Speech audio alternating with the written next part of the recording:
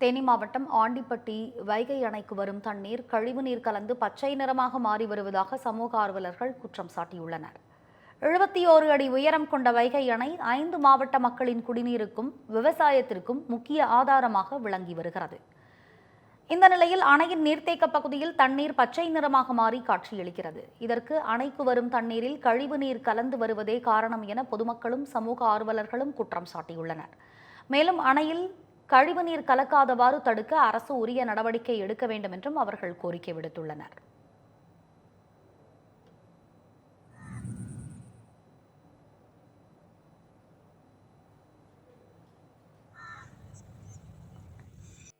இங்க தண்ணி பார்த்தோம் ரொம்ப டர்ட்டியா இருக்கு, ஸ்மெல்லாம் வருது. இந்த ஓரம் ஃபுல்லா பாசி வழிஞ்ச மாதிரி ரொம்ப கிரீனிஷா இருக்கு.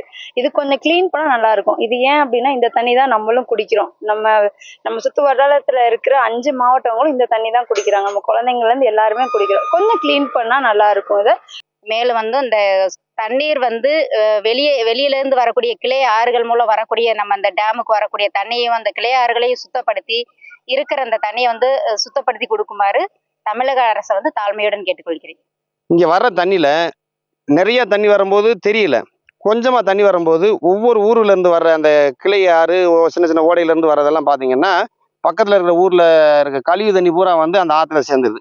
இது சேர்ந்துதான் மொத்தத்துல வைடம்ல அது தேங்கி நிக்குது. இந்த தேங்கி நிக்கிறதுனால இந்த தண்ணி மாசுபடைஞ்சிருது. இதை குடிக்கிறதுனால நாளைக்கு தொற்று நோயும் மற்றதெல்லாம் பரவக்கூடிய அபாயம் இருக்குது.